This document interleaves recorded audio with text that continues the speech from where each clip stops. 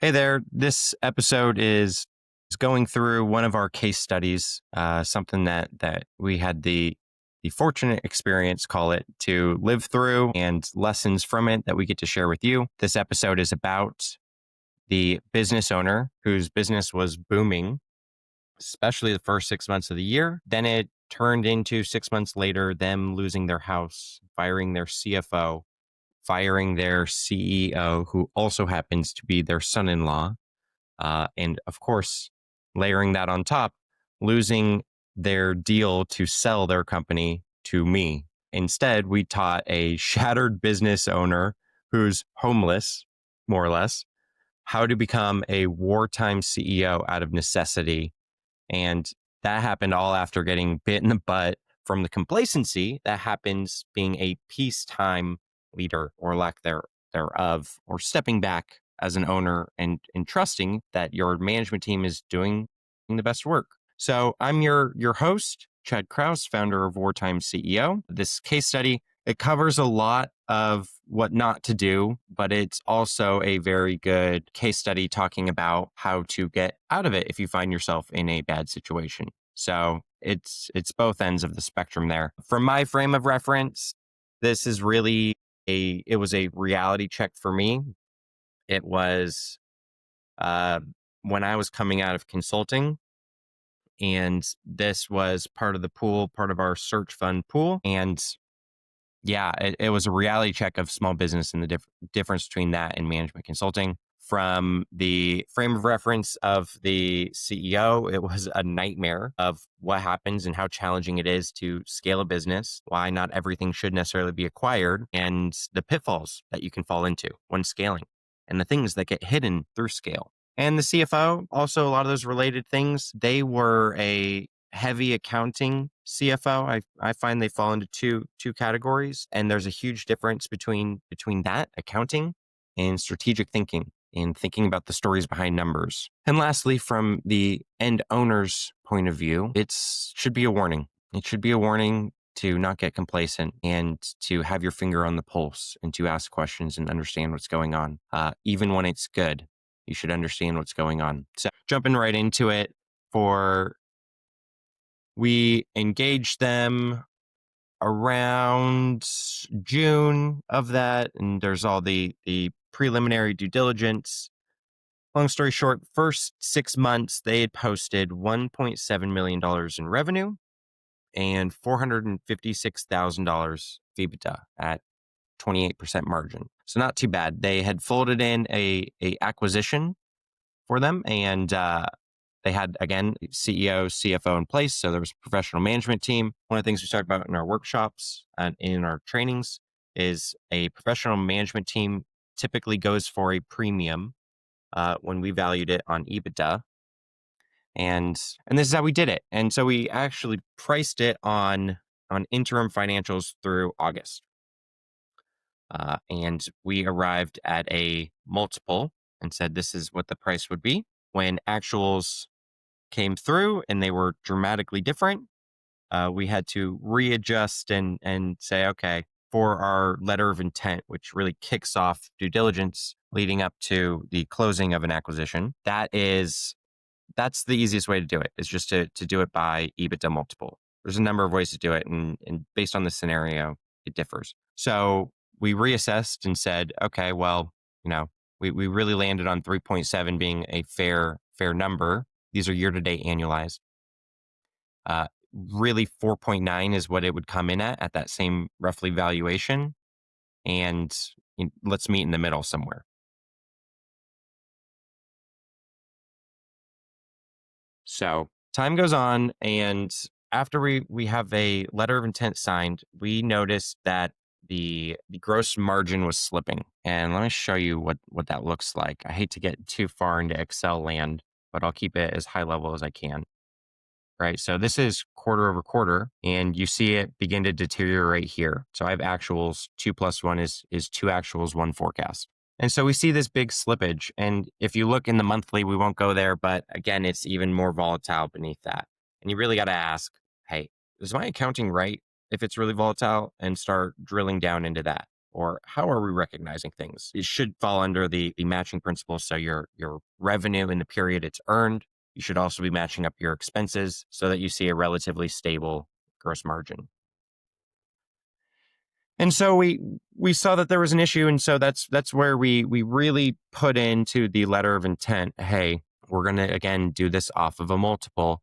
And we didn't even in our letter of intent where you normally would put this is the price that we're going to pay you, assuming all of these confirmatory items, we vet out and confirm. We didn't do that here. It didn't make sense for us. It was too volatile, and they just had a recent acquisition. And so we wanted we really pumped the brakes a little bit and extended out due diligence to see a little bit more actuals come through. And we're glad we did. And so back into the storyline. So we saw gross margin start to slip. And at that point, we were visiting. We noticed a buildup in inventory and we observed a few things. But really, it was when the owner came in and signed a line of credit expansion. That was one of the things that triggered us a little bit after seeing missed budget for 2 months. And so we set out to, okay, we need to know what's going on. And we did. We pulled it apart. We figured out the drags on the company. And we had a performance improvement plan in the works, could be implemented, could be salvaged. The price radically changed, unfortunately. We wanted to pay them every penny of it, but we had some other things that we needed to do and implement. That being said, even with the adjusted price, if you're pretty good at what you do, most of us could get to some version of that, and maybe our workshop is going to really help you, and these trainings are really going to help you nail that down, so you have a really good frame of reference for what that should be and how far you can take it and what's reasonable and unreasonable for a performance improvement and how to drill down what the right questions are, right? So if you just stop there, then we still had a deal on the line, on the tape. We wanted it. The owners wanted it. And we didn't just stop there. Just before closing, I insisted that we roll out a 13-week cash flow because we didn't trust so much the forecast budget that was coming in. I needed to see, hey, let's plot this out. What's cash in, cash out, which is a different type of thinking. And one hack I have is I love doing that because you have to switch mindsets when you're forecasting. When an accountant or a finance person is typically forecasting, they'll throw percentages at it. Oh, our gross margin is XYZBD. And they're not very good at forecasting inventory, which impacts cash. So what I love about the 13-week cash flow is this. This is what the CFO produced. Now, this is an improvement over what the CFO produced with minor tweaks. In fact, it was worse at the beginning, but it takes a couple weeks to nail it down. So over the next 13 weeks or 1 quarter, 3 months, they were projecting a cash burn of $250,000. Not only that, but in their cash report, they weren't thinking about it in precisely the right way. One thing that's lost was this thing called check flow. So they were writing checks and sending out checks to big vendors for big orders. This is a quilting company. So I know, crazy to explore buying a quilting company, but we did, and it was a good business. So they had $162,000 checks written, signed, floating out there, undeposited. So their book balance assumes those all get cashed out, right? What do you do? So we projected in 3 weeks, less than 3 weeks, because there's also ups and downs within the week itself, that there would be a cash, you would go negative. You would have to find another source of financing. And there was a $250,000 cash burn over the next quarter. Right out of the gate, the company had posted, was it $450,000 of EBITDA? And it's forecasting a cash burn of $250,000. So everything went on pause for the deal. And it turned into this, the owner is personally guaranteeing their house, is on the hook for this, is excited about selling, right? And you can take your eye off the moving target, the ball. And so it quickly pivoted towards, hey, you need to do every stop. Right? We have our crisis cash flow playbook. You need to pull every lever to maybe have a chance at survival. And this is what we were relatively confident that we could do. There's assumptions built in here, but you execute correctly, this is where we can get. And so now we recognize, okay, the deal's off. The deal's off. We have a plan that is tough plan, and the owner is now faced with, your management team is not going to carry you through this. You're not going to sell your way out of this. You need to maximize receipts, and you need to cut costs deeper than anybody wants to and reset. Not only that, but one of the other, if you're in a real dark corner, things is you cancel every check that's floating and you call them, and your vendors will typically work with you because they're incented to do that. Same with your lenders, and you start making phone calls. And if you don't have a tool like our 13-week cash flow to say, hey, I owe you this tomorrow. Hopefully it's 3 weeks from now.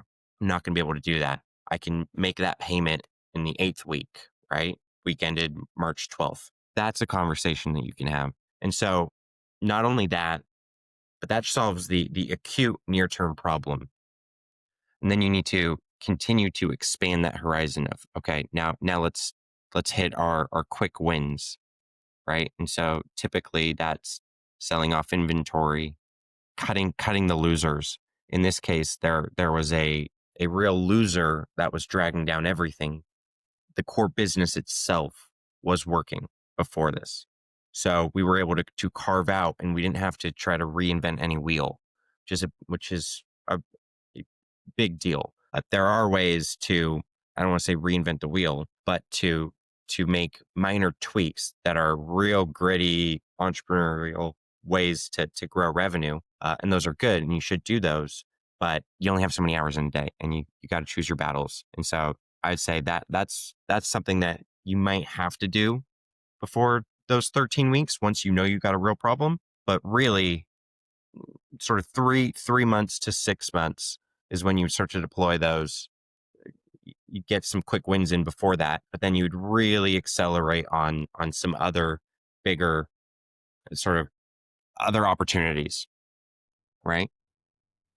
And so at the end, it was we got a call. The owner said, my son-in-law, my CEO, and our CFO, thank you for this information. And we gave him our playbook even, because we had done the work and we weren't going to buy the company. We're not going to sell it to them, but here's the playbook. Go and execute. But really, this team's not going to be able to execute it. And instead, they said, we're going to trust that our CEO and CFO, we've shared this with them, that they have a plan on how to approach it. So we projected 3 weeks right here. What we didn't anticipate is that they attempted to draw on a line of credit that's also factored into our 13-week cash flow. They attempted to draw on the line of credit, and they were declined because I didn't even know this was possible. They had negative credit, business credit. Didn't even know that was possible. I thought the floor was 0. Nope. So the owner came in, had to let them go, and some of the other team that wasn't focused on the core business. And the owner went from being excited about retirement to back in the seat and fighting and having a playbook to go from. But it was a long way out of it, right? And the initial reaction was, maybe there's an investor that's going to save me. That's so classic. Maybe if I just had more money, right? If I could restructure my debt, if I had an equity investor. And so the man of, I'm making up the city to keep it anonymous, but the man of Lincoln, Nebraska, I call him in his real city and state, stepped up and said, hey, I have a deep respect and a deep caring for my community and this person. Why don't you fly out here? Tell me the real situation, and let's see if we can work together to get this out. And I'll pitch in money. Borderline, you didn't say it in so many words, but out of charity. And we got out there, and even the man of Lincoln said, "I just can't do it. I just can't do it." But I will wrap it up with the tenacity of that business owner, of just having your neck out there, your butt on the line. They are still in business today. Their marketing, I still get their emails today, and it's good. It's clean. It's very focused on the core business, which is fantastic. And it's a pleasure to have helped in that awful situation. And I'm sure God had his hand in why we were there in the first place, even though it was painful for us and we got nothing out of it other than a good story and a lesson. Yeah, it stings to know it could have been avoided. These are really avoidable things. If you're an owner and you have a professional management team, you still need to be great at your trade craft. You need to be disciplined in business, even above the business in an advisory role. You need to ask the right questions, especially if you're the CEO or the CFO inside of it. So they should have known better. That's a painful one to think about in hindsight. This is where the skills and the tools that we're teaching and providing for you, templated and walking you through how to do it. This is where they come in and add an immense amount of value to you. This is where it's the difference between even having to be in that seat in the first place. And if you are in that seat, God forbid, this is the playbook, your path out of it, and then back to being on top again. So the place to start, if you wanna work with us and if you want to get equipped, you can join one of our workshops, Wartime CEO. You can sign up on the website, or subscribe to our YouTube for more stories and more guidance on how to navigate them.